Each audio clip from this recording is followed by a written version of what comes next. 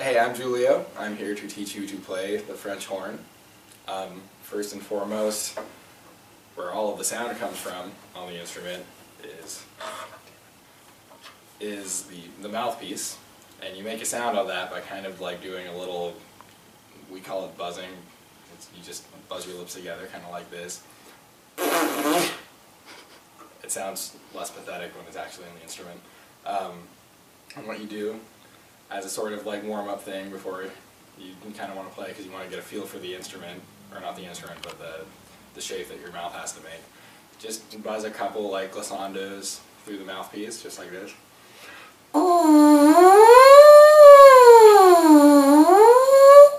Just like that, and then to get it in the instrument, you just kind of put it in the lead pipe, do a little turn, and that's it, and it's set up.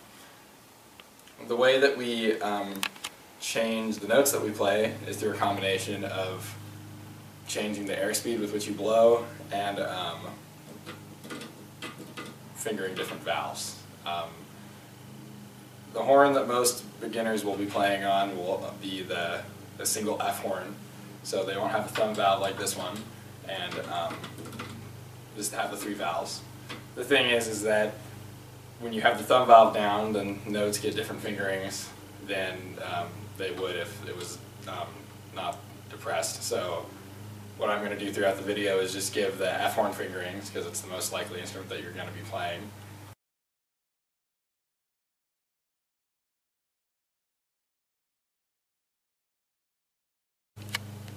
Okay, so tuning the instrument, usually we do it on a concert B flat because it's one of the more stable notes on the instrument. If you're with an ensemble and they start playing a tuning pitch, you match it to them, but if you're by yourself and you want to tune, you can either use a piano and match it to that, or just use a tuner and get the little needle in the green spot. To tune on the instrument, we have what are called tuning slides. And what you're going to do is that my instrument's a little different than what most people will have, because it's a double horn, it's not a single horn.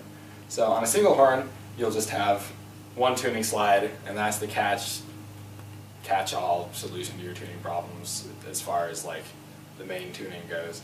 And the way they work is you push in to make the note go higher by a slight amount, making it sharper. So if it's flat, you'll push it in, and pulling it out makes it go more flat or lower. So if your note is higher than what you're trying to match, you just pull it out. Yes. For the double horn though, there are multiple slides. There's one that works for both the F and B flat sides of the horn. There's one that works only for the F horn. And then there's also, odds are they'll have other tuning slides, like this is all the valve slides, and then, yeah, these are all valve slides. And that's something that will come into play later. It's a pretty complicated process.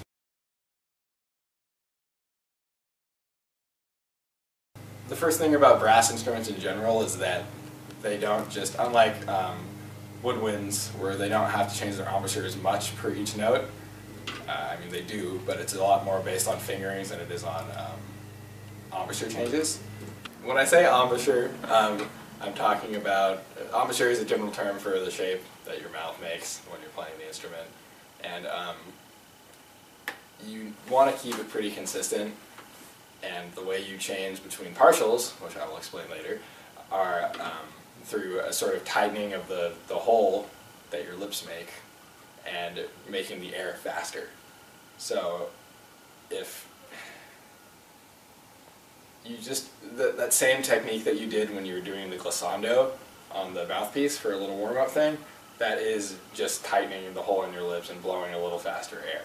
So the way it works on the instrument though is that, like I said, partials is, instead of being a smooth transition through it all, it is going in between notes in a series of notes that we call an overtone series. And you'll see, if you zoomed in on my face, which is going to look weird, but for different ranges of notes, the shape that my jaw makes and my everything changes to allow for different levels and speeds of air to go through the instrument. And it's something that's kind of hard to explain to do, but if you try to play the instrument, you will understand almost immediately what I'm trying to say. So trust me on that one. And the way it'll look is kind of like this. Are you on? You're good? Okay. Oh, you were just, okay. Sorry.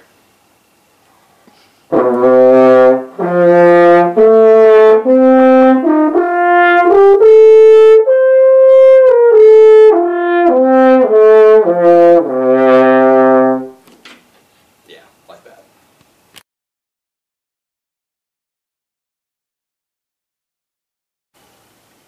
Okay, first of all, holding the instrument, it's a little weird. This makes a lot of sense. The left hand, you just kind of put your pinky in the little hook and you'll be here. On a single horn, there won't be a valve here. Instead, it'll be another thing kind of like this, where you just have something to hold on to.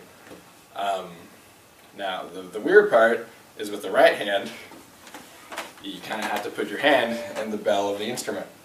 And that is because the instrument is made to be naturally sharp, because the tone that you want from the instrument comes from the hand being in place to make it a more mellow, darker sound.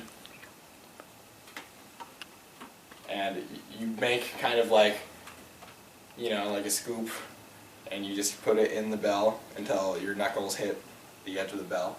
And then that's also a good trick for tuning, is with this hand, you can change the pitch by closing it and opening it, so you can use your hand to check whether to lower or raise the pitch of your instrument.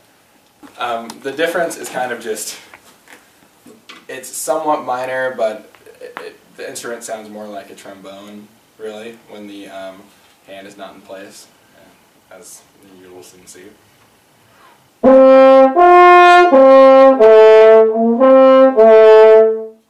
then with that again.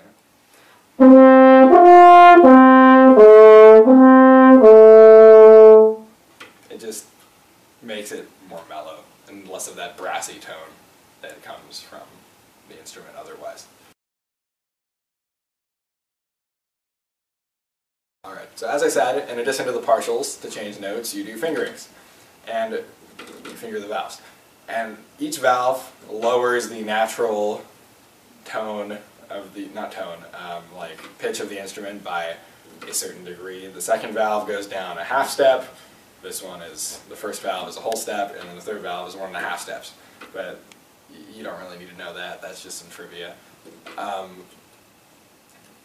What you do then is, in addition to the partials, you do the valves to lower the pitch from the partial down to any notes in between the partial that you wouldn't otherwise hit. So, yes. The easiest way to show this is to just kind of stay on one partial and then just go through a series, and you can kind of see how they work.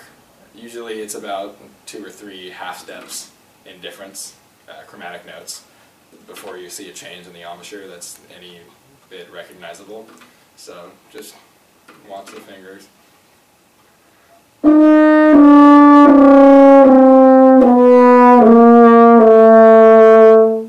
And just between those notes, my embouchure only changed very slightly, while if I was going in between partials themselves, it would be a much bigger change.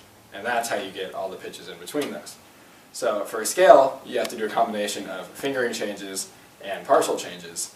But the easiest way to think about it is just to have a slight, instead of trying to tongue a scale all the way through, just do a slur in conjunction with the fingerings until you get a feel for where all of the notes are, embouchure-wise. And then you just understand the feeling of the notes, and that's how you do it without reference pitches and all that. The 2 scales that I'm going to be doing are the concert F major scale, which is a written C scale for this instrument. Playing a scale, you have to combine both the use of partials and fingerings.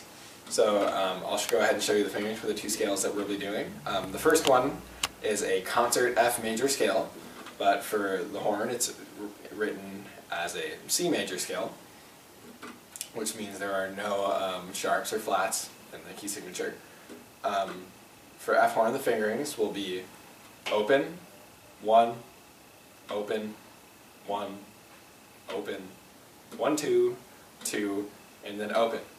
And then going back down, it'll go open, 2, 1 and 2, open, 1, open, 1, and open.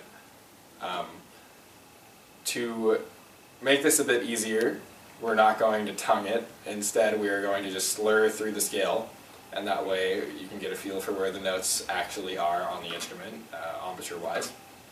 So starting on the C is this note. And to do it, you're just going to change the fingerings that I said earlier, while you slowly increase the airspeed, and you'll hit the high note and then come back down. And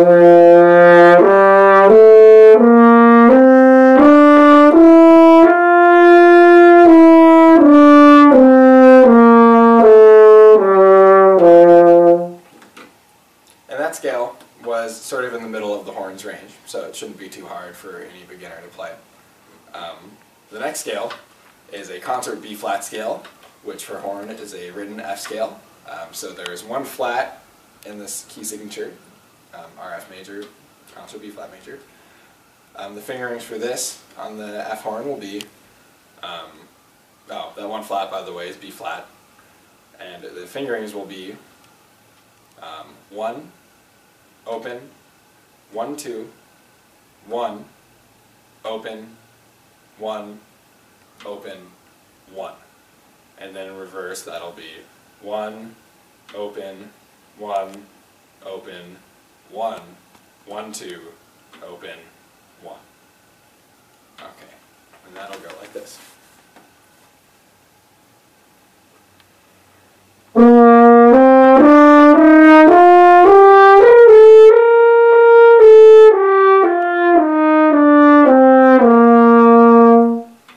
That scale is a bit higher, so it may be difficult for some beginners to reach, but that goes to sort of the beginning of the high register that horn is written for. So it goes a couple more notes higher than that in written repertoire, but for beginning music, that's all you're ever going to need to hit is that F.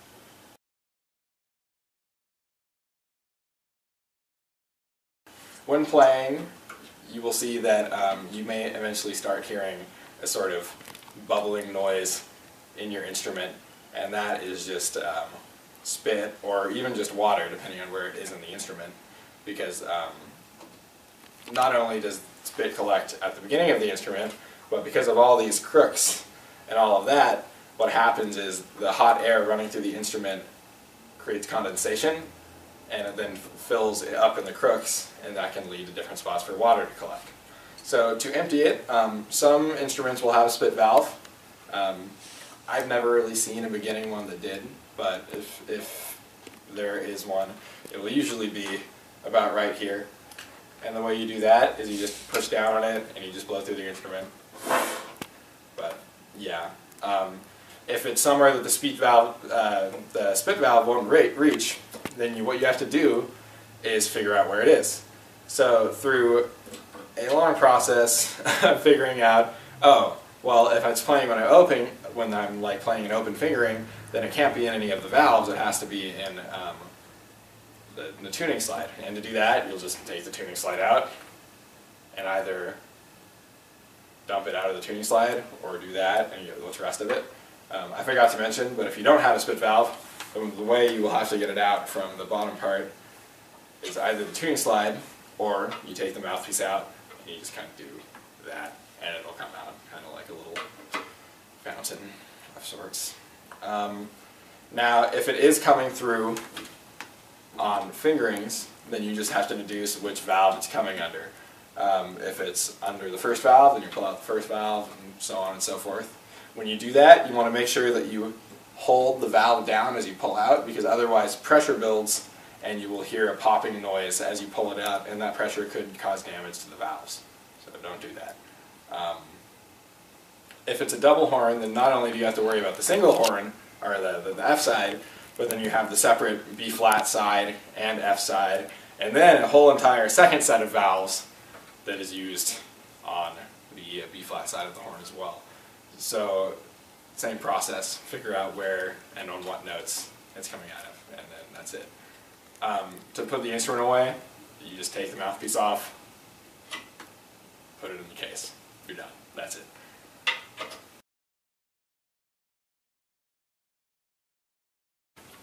Alrighty, for my little excerpt, I will be playing Morceau de Concert by Camille Saint-Saëns. Just the first variation.